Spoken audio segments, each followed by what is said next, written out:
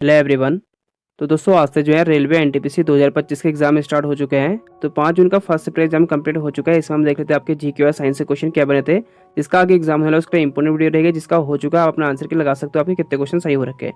ठीक है, तो पहला क्वेश्चन है 5 जून का फर्स्ट शिफ्ट में 2025 में WPL फाइनल किसने जीता था। तो आसान सा क्वेश्चन था, who won the WPL final इन 2025।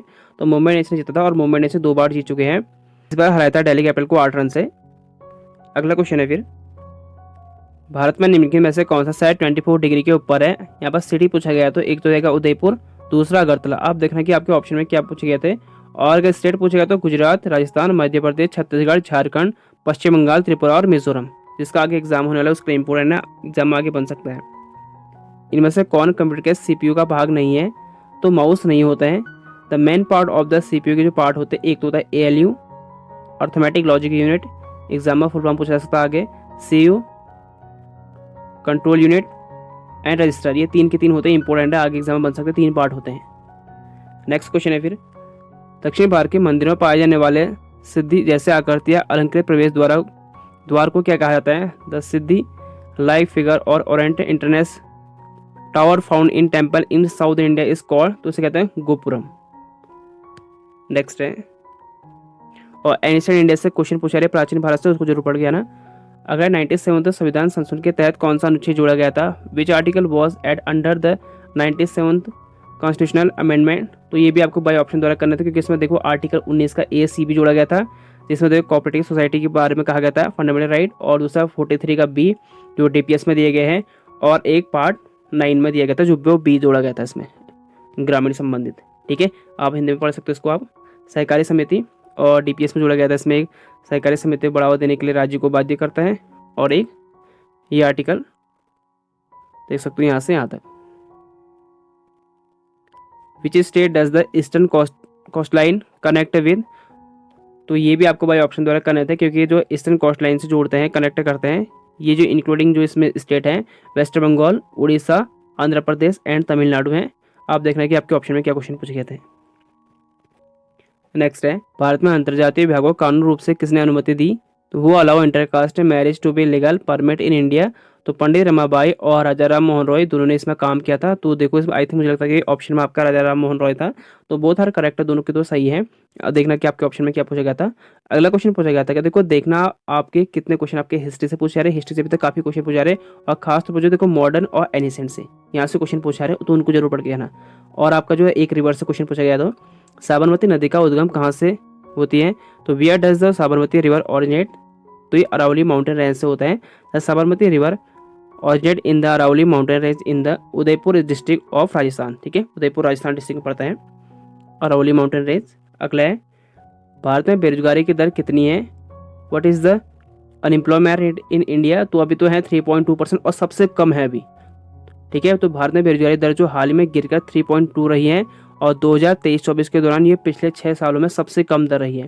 यह दर 2022-23 में 3.6 थी और 2021 में 4.2%, यानी अभी जो है सबसे कम है 3.2% अनएम्प्लॉयमेंट रेट।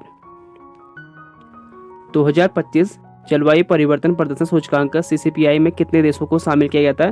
तो जो क्लाइमेट चेंज परफॉर्मेंस इंडेक्स में 63 देशों ने इसमें भाग लिया था। अगला क्वेश्चन है फिर, प्राचीन काल में भुक्ति शब्द का अर्थ क्या है। Meaning of the word bhukti in ancient time.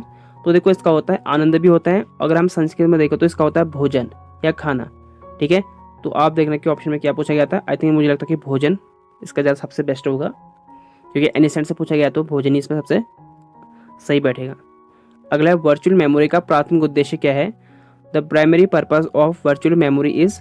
तो हार्ड ड्राइव या SSD को रैम के विस्तार के रूप में उपयोग करके भौतिक मेमोरी यानी रैम की कमी की भरपाई करना, ये इसका होता है।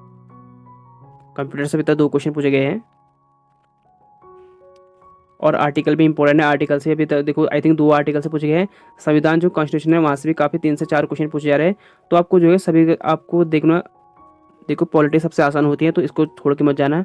ये एनिसेंट इंडिया उससे भी पढ़ के जाना, कि वहाँ से भी काफ़ी क्वेश्चन मत। देखो आजकल आपको बताएं कि यूट्यूब में काफ़ी मैराथन चलते हैं, तो जाने से पहले जब भी आपका एग्जाम होगा एक बार किसी की भी आप एक बार मैराथन देख लेना, जो आपको सबसे बेस्ट लगे यूट्यूब में, तो मैराथन देख लेना एक बार, तो उससे आपको काफ़ी हेल्प मिल सकती है। What is the mention in article 32। तो उसमें कहा गया है कि संवैधानिक उपचार का अधिकार या राइट टू कॉन्स्टिट्यूशनल रेमेडीज। और इसमें 5 रिट भी जारी करते हैं अगर आपका जब मौलिक अधिकार का हनन होता है, यानी फंडामेंटल राइट आपका हनन होता है, तो आप जो इसमें रिट जारी कर सकते हैं। सुप्रीम कोर्ट और हाई कोर्ट कर सकता है। हैबेस कॉर्पस, मैंडेमस, इंड्यूसमेंट, प्रोहिबिशन, क्वेरेंटो, ये 5 होते हैं। और आर्टिकल 32 के तहत सुप्रीम कोर्ट जारी कर सकता है। और अगर हाई कोर्ट की बात करें तो हाई कोर्ट 226 के तहत करेगा, आर्टिकल 2 to 6। नेक्स्ट क्वेश्चन है फिर, कोलकाता में वेदांत कॉलेज की स्थापना किसके द्वारा की गई थी? By whom was the Vedanta college?